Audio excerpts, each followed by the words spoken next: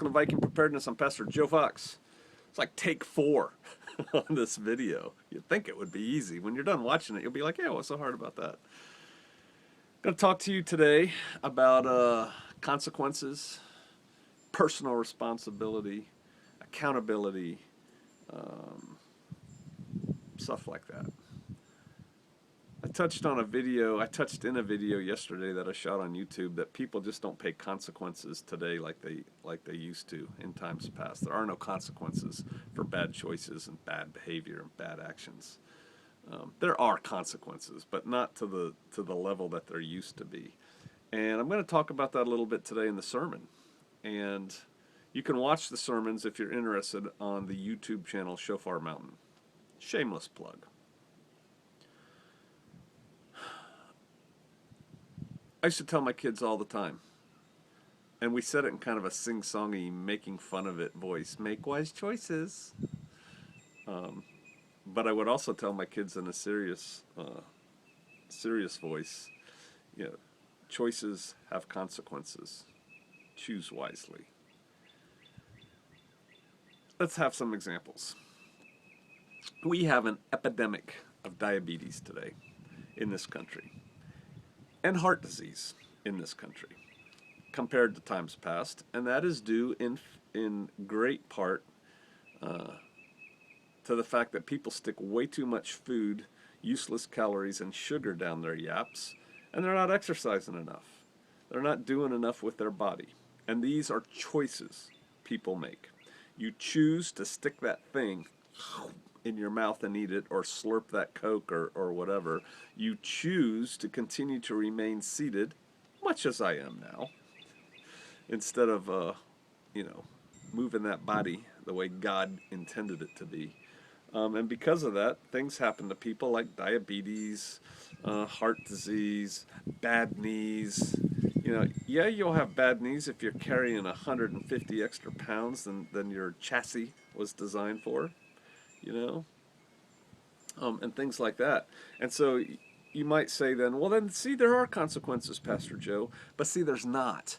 Because people today live normal lives with diabetes and with heart disease and with bad knees. There's the little carts that you can ride around in Walmart, right? Those little motorized like golf cart scooter things that incredibly heavy people ride around on. People have insulin, and you go to the pharmacy and you get it, or you can have it mailed to your house, I think, in some cases, and insulin pumps and all this stuff. Hey, I know there's people out there that have diabetes, like hereditary diabetes. I get that. I'm not talking to you. I'm talking about the self-inflicted diabetics, people. And so they are able to live normal lives, relatively, because of the choices they made. But when the leveling happens, when this whole thing tumbles down,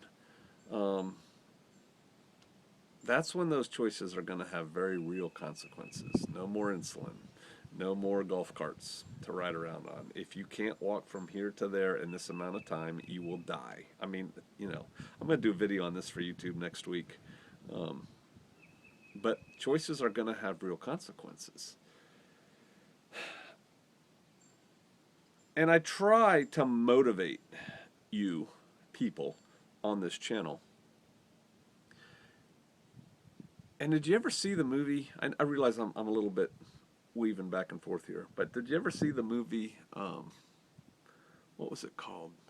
It was based on a Chaucer tale, A Knight's Tale. Heath Ledger was in it. And bottom line, he's born like a peasant and he poses as a knight. That's like aristocracy kind of thing, and does great and glorious things. And his father tells him, you can change your stars. And that's something I firmly believe in. If you don't like where you're at, you can change it. You cannot change it if you are oh, woe is me, you don't understand me, Pastor Joe. I have these exceptional circumstances that I cannot overcome. You're right. If you think that way, you cannot overcome them.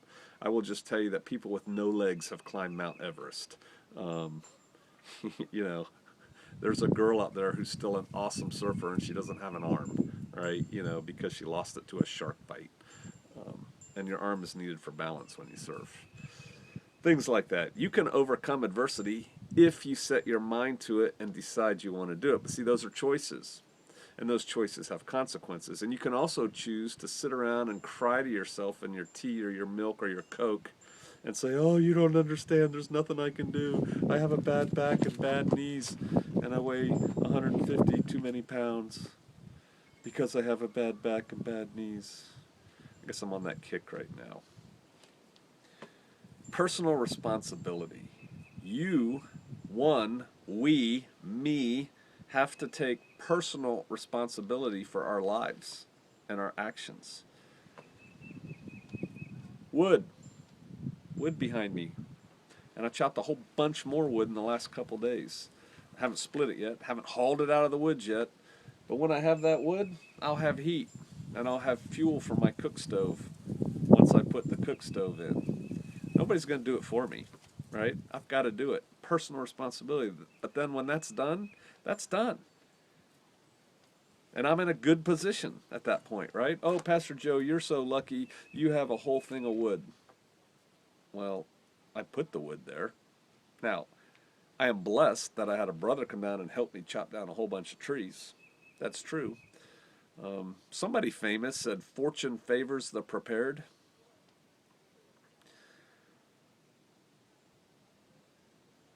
Are you where you want to be? You know, that's really what it comes down to. Are you at the point in life where you want to be? Are you happy with where you are? You have a worldview, whatever that is. You have hopefully you do, although I wonder, not about you, not about y'all, but the vast majority of people out there, I don't think they think beyond their nose. I really don't. But you have a worldview of how things might or might not go. Are you happy with where you are as a person with what's coming?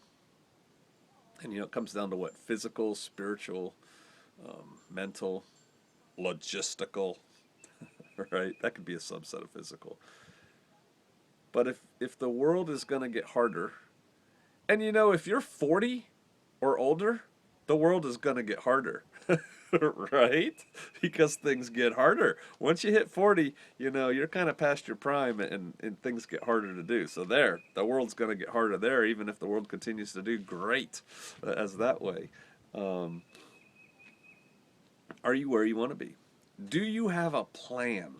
See, I'm big on planning, right? I think it's part of an INTJ thing. We make plans for our plans. What's your plan for the end of this year? What's your plan for 5 years? And honestly, if you are 27 or older, you should have a 10-year plan. You're mature enough to have a 10-year plan. If you're less than 27 years old, I get it. Next year seems like forever away. And in some cases it is when you're young, especially a teenager. Just get through the next year sometimes.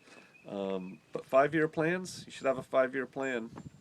Junior in high school, senior in high school. What are you doing after high school? What are you doing after that? You should have that thought in your head. You should be gearing yourself towards that. Full adults. What's your 10-year plan? What are you doing to accomplish it? Do not accept, well, this is just the way things are. That's never just the way things are. It never is. You can change stuff. We still live in a free country. If you don't like what you're doing and where you're at, move. I can't move. You don't understand, Pastor Joe. I get that all the time. You're right. I don't understand because you can move. You are choosing to stay. Unless you're chained to a wall somewhere, you can move. You just don't like the perceived consequences of what you see as you moving. That's what you're doing. You're doing a cost-benefit analysis there. But you can move. And see, the first thing we all have to do is free our minds. Consider the possibilities. Continental United States. You can go anywhere in the continental United States. You could drive your car there. I don't have a car. You could take a bus. I don't have bus fare. You could hitchhike. It's not safe. You could do it. You could walk. You could. And I always use Maine as an example, right? Because to me, Maine seems like way out there, and I'm not familiar with it. And someday I'll probably take a trip there just to get used to it. Um, but you could go to Maine and sign on as a lobster fisherman or something. You know, I mean, you could. Not me. I'm 60 with bad knees and a bad heart. I can't do anything except sit in my chair and look at YouTube. No, that's not true. You can get up out of your chair right now and go take a walk. And then you can take more walks. And then you can drink only water. Only drink water. You can only eat vegetables and light meat. Nothing else. You could get fit as a fiddle. And you could be an inspiration to other people. You could. But we choose not to. We choose to live these lives that make us feel comfortable. See, that's the thing too. I think the body, our body, seeks comfort. But comfort isn't what makes us strong. Comfort isn't what brings out the best in us. We have to push ourselves. We have to challenge ourselves, When you don't feel like taking that walk or that run or going to do that workout session, that's when you really need to do it, because then you're not just training your body, you're training your mind and your will, right? You have to have a will. The consequences of you not doing the hard things is a weaker self. Again, mentally, spiritually, physically. Just resolve that you are going to own it. Whatever your condition is, own it. It's yours. You brought yourself here through choices you made, choices you continue to make, and if you don't like it, make different choices. Take different action. I don't think we have a whole lot of time, but you have time to make significant choices, significant changes in your life. Changes for the better.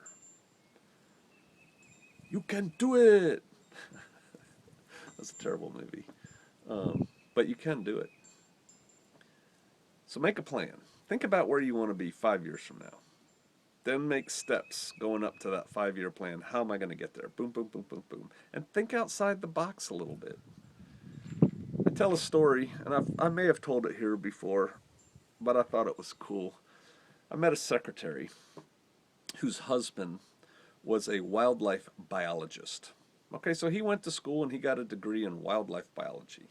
Wildlife biology is a fairly difficult thing to get a degree in, but there's not a lot of money in wildlife biology as a field, right? So that's a choice. I want to do this hard thing, which is study science and wildlife biology, and it's fun because I like critters, let's say. But at the end of it all, I'm not going to get a very high-paying job. Like being a teacher. Teachers don't get paid a lot of money.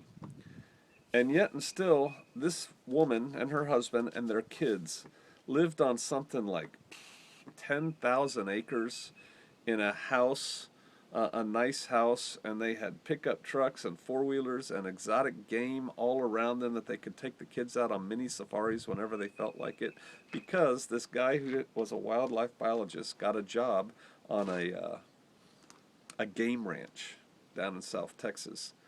And the job came with a house and cars and four-wheelers and Kawasaki mules or, Polaris Vikings or whatever. And so his kids and it was like a caretaker status. There was hardly ever anybody on this huge ranch. And his job was to care for the critters. So yeah, he still probably only made, I have no idea what he made. It's not like you asked that to somebody just meet, but he probably didn't make that much money. But if you look at what he got out of life, a house on thousands of acres with cool critters running around the backyard that I can take the kids to see, and a truck and dun dun dun dun dun. I think he chose wisely, right? He did a good job. And so, thinking outside the box, look what he provided for his family. I saw another couple that I watched. There was a show on TV a long time ago called Frontier House, where a bunch of different families went out to somewhere in Montana and pretended they were in like the 1800s. It was kind of interesting. And there was this couple on there I really liked, a young couple. And I just got a wild hair one time and decided to look them up on the internet and see whatever became of them. and I may have the facts a little bit wrong on this, but I found some YouTube videos they did, and I don't remember their names. This was a while ago, and I guess they had both taken jobs on a cruise liner, and sailed around wherever, and then they ended up like in Bali, Indonesia, which is a really nice place, and I don't know what they were doing for jobs. I didn't get the impression those jobs paid a lot of money. And they had a couple kids by this point, and they were basically living in a hotel room. Well, that's horrible, Pastor Joe. That's no way to live. This hotel room had a sliding glass door onto a beautiful beach. They had a maid take care of their kids during the day on this resort, and they would like do their jobs in a resort and then pop in and hang out with their kids for a while. So they're always kind of like pass through their kids so they can see them. Their room is cleaned every day. I mean, what's a room for? You sleep in it, right? You take a shower in it. And then they hung out on the beach and they ate good food, which doesn't cost anything. And, they had a pretty good life. Choices. Wise choices, I think, in their case. I hope they're still doing good, and are together. But that's like outside the box thinking, right? I mean, that's like, who thinks about doing that? I know a young couple, they're married, they don't have kids yet, and they decided to go work down in Patagonia at like some kind of, I don't want to give too many details away, but if you just picture like a bed and breakfast type thing. So they went down there and they're working there. They're living in Patagonia. I mean, come on. That's cool, right? And so you can change your life. You can do cool things if you want. You just have to decide you want to do it. Don't settle for mediocre. You're not mediocre. Be excellent. Strive for excellence. Try to be better at everything you do. Make lists. What do you want to improve? And again, think about physical, right? Your body's got to work. You want your body to work. And instead of making excuses, do the best you can with what you got where you're at with your body. And remember all those people who are much worse off than you that have achieved mighty things with their bodies. Work on your brains. Get smarter. Instead of Facebooking all the time, actually do some research. What's the earliest civilization that we know about? It's kind of a tie. What's the earliest civilization? Where was it? What did they do? Why do we know about them? Trivial fact, right? Some pretty cool stuff to learn there. I've been kind of looking at that lately. I'll let you figure it out. Work on your mind. Work on your spirit. I'm not here to hammer y'all, but if you look a little bit between the lines, you can see how I'm living my life. And, nobody gets out of here alive, right? Very few. And you got to get right with the Father. You really do. If you're interested in that, send me emails and we can converse back and forth. Spiritual, physical, mental, emotional. What's your emotional state like? Do you fly off the handle and get mad and get angry? Do you go boo-hoo and cry? Do you get down in a funk? I'm mad at the world, man. Dude, do that. Fix yourself. Choose to be well. You don't understand, man. Choices, consequences, personal responsibility. Own it. Do better. All right. I'll see you out there.